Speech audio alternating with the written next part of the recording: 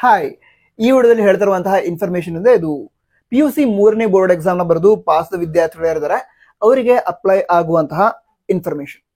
ಮೊದಲಾಗಿ ಈ PUC 3ನೇ ಬೋರ್ಡ್ ಎಕ್ಸಾಮ್ ನಲ್ಲಿ ಪಾಸ್ ವಿದ್ಯಾರ್ಥಿಗಳು ಯಾರಿದ್ರು ಅವರಿಗೆ ಈ ಹಿಂದೆ ರ್ಯಾಂಕ್ ಅನೌನ್ಸ್ಮೆಂಟ್ ಆಗಿರಲಿಲ್ಲ ಅಂತ ವಿದ್ಯಾರ್ಥಿಗಳಿಗೆ ಈಗ ರ್ಯಾಂಕಿಂಗ್ ಅನ್ನ ಅನೌನ್ಸ್ ಮಾಡಿದ್ದಾರೆ. ಸೊ ಮೊದಲಾಗಿ ರ್ಯಾಂಕಿಂಗ್ ಏನಿದೆ ಅದನ್ನ ಚೆಕ್ ಮಾಡ್ಕೊಳ್ಳಿ. ಅದಂತರ ಈಗ ಆಪ್ಷನ್ ಎಂಟ್ರಿ ಏನಿದೆ ಅದನ್ನ ಮಾಡೋದಕ್ಕೆ ನಿಮಗೆ ಈಗಿನಿಂದಾನೆ ಅಥವಾ ಇವತ್ತಿನಿಂದಾನೆ ಅವಕಾಶ ಇದೆ. ಅಂದ್ರೆ ಸೆಪ್ಟೆಂಬರ್ 28ರಿಂದ ಅವಕಾಶ ಇದೆ ಅಂತ ಹೇಳಿದ್ದಾರೆ. ಈಗ ಆಪ್ಷನ್ ಎಂಟ್ರಿ ಮಾಡೋದಕ್ಕೆ ಲಾಗಿನ್ ಆಗ್ಬೇಕಲ್ವಾ? ಲಾಗಿನ್ ಆಗೋದಕ್ಕೆ ಬೇಕಾಗುವಂತಹ ಡೀಟೇಲ್ಸ್ ಏನಿದೆ ಅಂದ್ರೆ ಈಗ ಯಾವುದು ಸೀಕ್ರೆಟ್ ಕೀ, ನಂತರ option entry application number, so ಇದೆಲ್ಲ ಡೀಟೇಲ್ಸ್ ಡಾಕ್ಯುಮೆಂಟ್ ವೆರಿಫಿಕೇಶನ್ ಸ್ಲಿಪ್ ಮೇಲೆ ಇರುತ್ತೆ. ಸೊ ನೀವು ಡಾಕ್ಯುಮೆಂಟ್ ವೆರಿಫಿಕೇಶನ್ ಸ್ಲಿಪ್ ಅನ್ನ ಡೌನ್ಲೋಡ್ ಮಾಡ್ಕೊಳ್ಬೇಕು.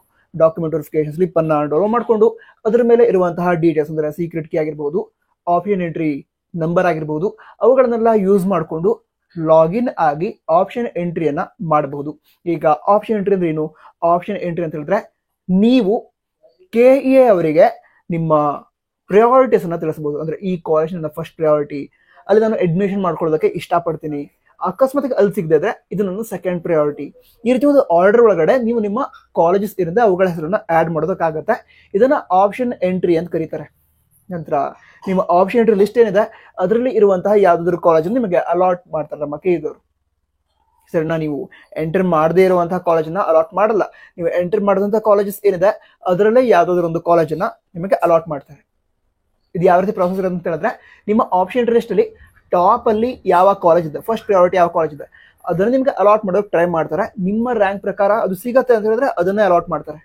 ಬಟ್ ಅಲ್ಲಿ ಸಿಗದೆ ಇದ್ರೆ ಈ ಸ್ಟೂಡೆಂಟ್ ಫಸ್ಟ್ ಕಾಲೇಜ್ ಅಲಾಟ್ ಆಗಿದ್ರೆ ಸೆಕೆಂಡ್ ಕಾಲೇಜ್, ಈ ಕಾಲೇಜ್ ಅವ್ರಿಗೆ ಇಷ್ಟ ಇರೋದು ಅದನ್ನ ಅಲಾಟ್ ಮಾಡೋದಕ್ಕಾಗತ್ತಾ ಇರುತ್ತೆ ಚೆಕ್ ಮಾಡ್ತಾ ಹೋಗ್ತಾರೆ.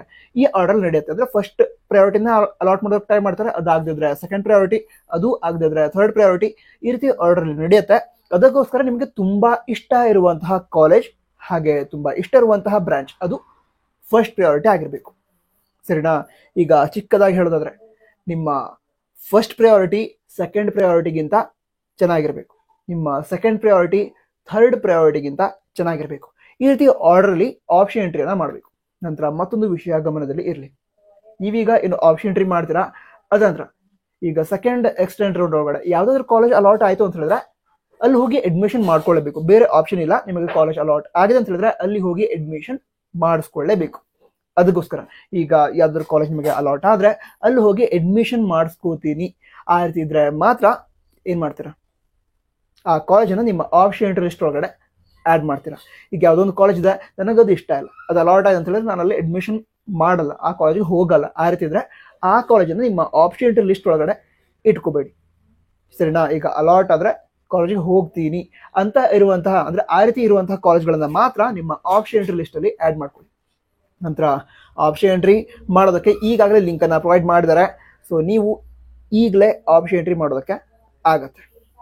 ನಂತರ ಲಾಸ್ಟ್ ಡೇಟ್ ಏನಿದೆ ಅಂದ್ರೆ ಪರ್ಟಿಕ್ಯುಲರ್ ನಿಮಗೆ ಅಂತ ಲಾಸ್ಟ್ ಡೇಟ್ ಅನ್ನ ಮೆನ್ಷನ್ ಮಾಡಿಲ್ಲ, ಬಟ್ ಆಪ್ಷನ್ ಎಂಟ್ರಿಗೆ ಲಾಸ್ಟ್ ಡೇಟ್ ಅಂತ ಮತ್ತೊಂದು ಶೀಟ್ ಅನ್ನ ರಿಲೀಸ್ ಮಾಡಿದ್ರು.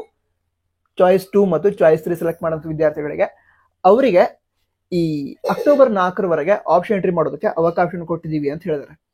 ಸೊ ನಿಮಗೂ ಕೂಡ ಮೇ ಬಿ ಅಕ್ಟೋಬರ್ 4ರವರೆಗೆ ಅವಕಾಶ ಇರುತ್ತೆ. ಬಟ್ ಆದಷ್ಟು ಮೊದಲೇ ಆಪ್ಷನ್ ಎಂಟ್ರಿಯನ್ನ ಮಾಡಿ, ಅಂದ್ರೆ ಕರೆಕ್ಟ್ ಆಗಿ ಆಪ್ಷನ್ ಎಂಟ್ರಿ ಮಾಡಿ. ನಿಮಗೆ ಈಗಲೇ ಅವಕಾಶ ಇದೆ. ಯಾವಾಗಿಂದ ಹೇಳಿ? ಯಾವಾಗ?